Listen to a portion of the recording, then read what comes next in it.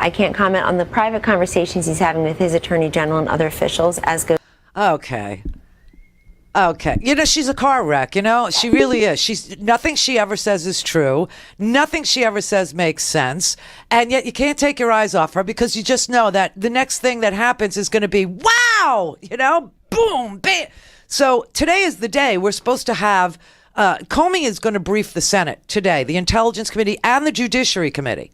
He's going to brief them about the scope of the Russia investigation.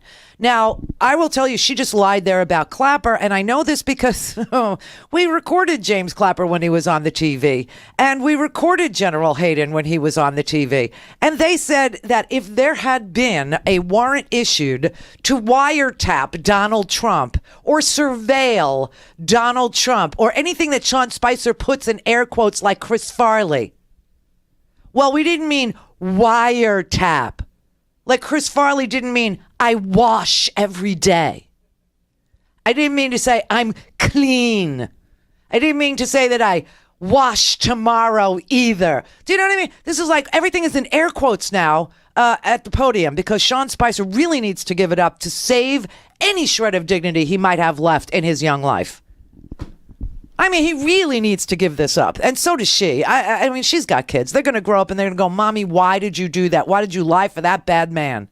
But anyway, you know, Hayden said, the truth be damned. Clapper said, Russia is laughing at us. This is ridiculous. The whole idea that the sitting president is accusing the past president of a felony wiretap. I mean, it's just so bizarre. And you want to know why everybody's talking about Donald Trump in the manner in which I talk about Donald Trump. It's because he's bizarre, because he's a liar, because he's a con man, because all he does is distract people from the fact that he issued an executive order 2 days ago. I don't know if anybody caught this.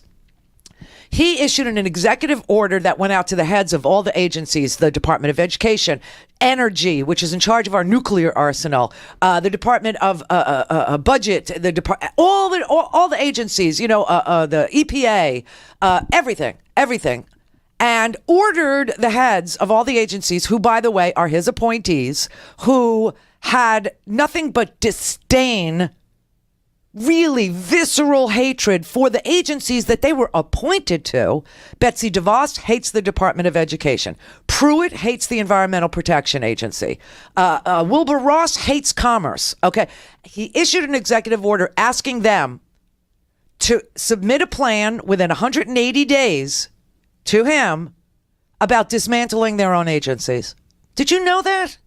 It's in the homework section today at randyrhodes.com, the actual executive order, so you don't have to read WorldNet Daily and their interpretation of what the executive order is. You can actually read the damn thing.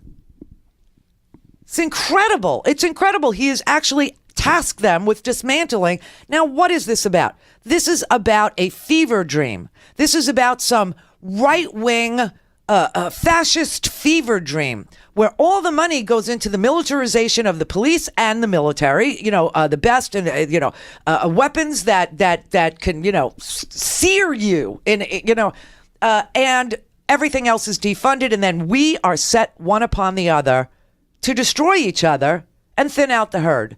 I mean, how Nazi are we going to let this get? You know, yesterday, I think somebody called, but they hung up before we could get to them, and I wanted to talk about it, is one of the things in the healthcare bill is going to allow your employer to give you a little spit cup. And you spit into the little spit cup, and they'll send it off for genetic testing. Genetic testing. And if you don't do it, your health care will cost 30% more.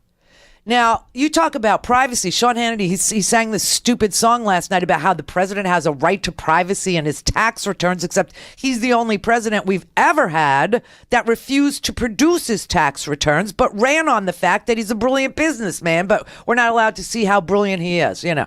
Okay, so he said that was the president's right to privacy that was being invaded by David K. Johnston releasing the 2 pages to Rachel Maddow last night. Okay, so whatever you think of that story, that's up to you. But the president does not have a reasonable right to privacy. He's a public figure, number one. And number two, if he's willing to say that I have to give up all my rights to privacy, even my right to my genetic makeup, it has to be known to my employer if I'm going to get employer-based health care coverage, then what the hell does privacy mean to these right-wingers? What does it mean? What does liberty actually mean to them? What is the right to life, liberty, and the pursuit of happiness mean if I have to spit into a cup and my employer can find out if I'm 97% Eastern European?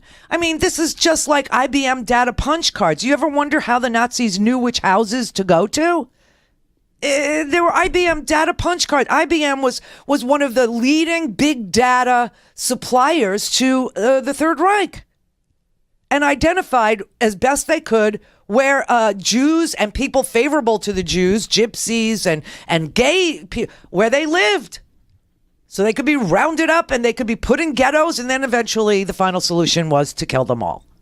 Now, these genetic tests are going to reveal everything about a person. Everything from their ethnicity, national origin, to whether or not you carry a gene for this disease or that. It's none of their business. But they're going to do it under the employee, where you agree to talk to a nurse once a month or something like this and tell her when you have a sore throat so they could jot it down and go, this is not a healthy one. And thin the herd. But now they're going to have your genetic test. This is sick.